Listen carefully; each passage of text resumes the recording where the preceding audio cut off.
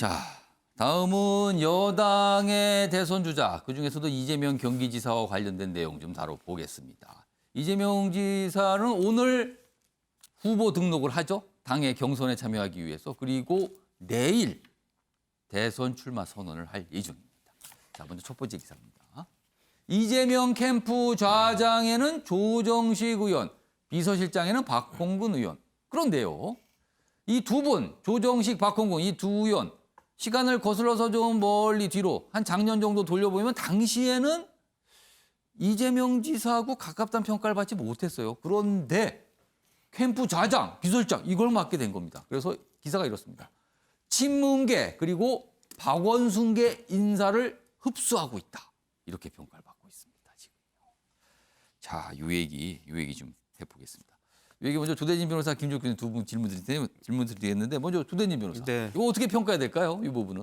물론 이제 선거가 뭐 중요한 것이기 때문에 각 계층에 이제 선거에 필요한 사람들을 흡수하는 거는 뭐 당연합니다. 근데 이제 국민의 한 사람으로서 조금 이제 불편하기도 하네요. 왜냐하면 어떤 게 불편한 모습이에요? 일단 뭐 정치라는 게 그 권력을 따라 움직이는 게 뭐 당연하기는 한데 예. 그 당시에 뭐 예전에 친문, 극문으로 불렸던 사람들이 뭐 소위 뭐 예전에는 이재명 지사하고 나를 세우면서 이렇게 부딪혔던 경우도 있지 않습니까? 근데 언제 그랬냐는 듯이 낼름 자리를 바꿔가지고 저기 올라가 있는 게 오늘 조대진 변호사의 오늘 저기 평론에 굉장히 오늘 날이 좀 있습니다. 오늘 보니까. 낼름 가서 있는 게 예. 물론 이재명 지사를 돕는다는 것 자체는 여당 측에서는 되게 좋은 일입니다.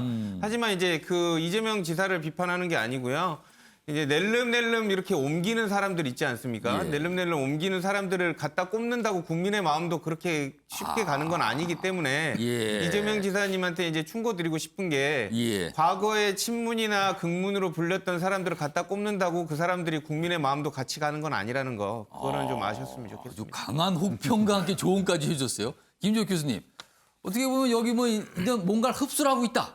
그러니까 뭔가 세력이 커지고 있다. 이런 평가로 보입니다. 어떻게 보셨습니까? 이게 뭐 지금 여론조사 1위 후보기 때문에 예. 당연히 국회의원들 같은 경우 어떤 형태로든지 자기 입장을 밝혀야겠죠. 지금 뭐 제가 볼 때 9개월 정도밖에 안 남은 상황이기 때문에 말씀하신 것처럼 뭐 야당이야 경선 절차에 빨리 타냐가 중요할지 모르겠습니다만 여당 같은 경우는 빨리 어느 후보에게 할 것인가가 굉장히 중요한 문제이기 때문에 의원들 개개인 입장에서는 지금 누구와 손을 잡을 것인가? 근데 제가 볼 때 1순위는 제가 볼 때 대통령이에요. 가장 중요한 문제는요. 그러니까 지금 지지율이 40% 국정 지지율이 40%를 유지하고 있는 상황이고요.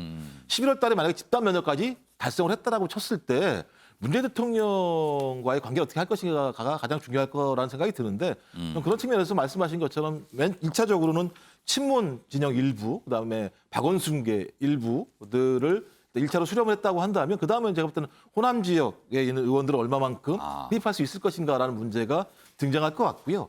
이런 뭐 과정들을 가겠지만 더 중요한 건 또 반대편에 있는 반 이재명 연대라는 게 분명히 있지 않습니까? 예. 반 이재명 연대의 강도, 연대 수준이 얼마나 될 것인가도 상당히 제가 주목해 봐야 될 대목이라는 생각이 분명히 들어요. 그래서 만약에 말씀 주신 이재명 경기지사가 계속 지지율 자체가 윤석열 전 검찰총장을 이기지 못하는 상황이 왔을 때 예. 얼마만큼 예를 들어 이재명계로 다 집결할 것인가의 부분이 분명히 있고요.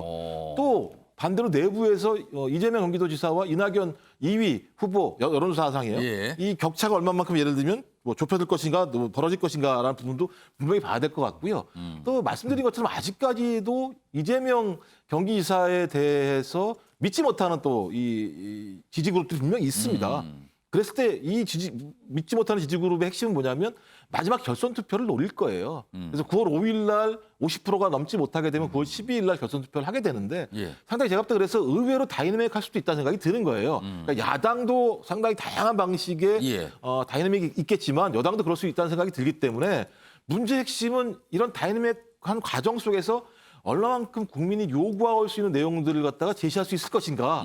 전 그것이 예를 들면 말씀하신 도리도리든 아니면 낼름이든 상관없습니다만 국민들이 좋아할 수 있는 어떤 내용물들을 만들어내서 예. 어떤 출렁임들을 만들어낼 수 있다면 여론조사상에 그게 중요할 거라는 생각이 드는데 지금이야 양강구도입니다만 양강구도가 2, 3개월은 갈 수 있을지 모르겠습니다만 거기에 내용물에 재미가 없다라고 얘기하면 유권자들은 다시 한번 다른 분들한테 고개를 돌리지 않겠습니까? 전 그렇기 때문에 지금은 안도할지 모르겠습니다만 예. 상황 자체는 앞으로도 충분히 몇 번 정도 요동칠 수 있다는 생각이 들기 때문에 예. 좀 여야 앞으로 좀 재밌게 지켜봐도 될 거라는 생각을 하게 됩니다. 대선 주자들마다 지금 이른바 이제 캠프를 꾸리고 있어요. 그러면 많은 경우 국회 앞에 사무실들을 마련하거든요. 그와 관련된 기사도 하나 있습니다. 이재명 YS 대권 여의도 명당에 둥지를 틀었다. 국회 앞에 가시면 빌딩이 하나 있어요. 근데 그 빌딩이 여기 아랫부분을 가겠습니다. 김영삼 전 대통령을 배출한 여의도 내 명당으로 꼽히는 곳이다. 그리고 최근에는요. 4.7 재보궐선거에서 당선된 오세훈 서울시장이 여길 캠프로 썼다. 아, 이거 뭔가 기운이 있다. 뭐 이런 평가를 받기도 합니다. 그런데 또 한편으로 보면요. 여기 보시면 뭐 사무실 표시가 돼 있어요. 그래서 뭐 대선 주자들이 다 몰려 있는데 사실 이거 보시면 아시겠지만 국회 앞에 얻을 수 있는 사무실이라는 게 뻔합니다. 사실은요. 그래서 대부분 겹쳐요. 그리고 대상이 될 만한 건물도 그렇게 많지는 않거든요. 그래서 명당이긴 명당이지만 너무 뻔한 명당 아니냐 뭐 이런 평가도 사실 받고 있긴 합니다. 그래서 선거 때마다 사실은 이 기사는 좀 다뤄지고 있습니다. 그래서 오늘 이번에도 역시 빠지지 않고 이렇게 소개드린 기사가 있었습니다.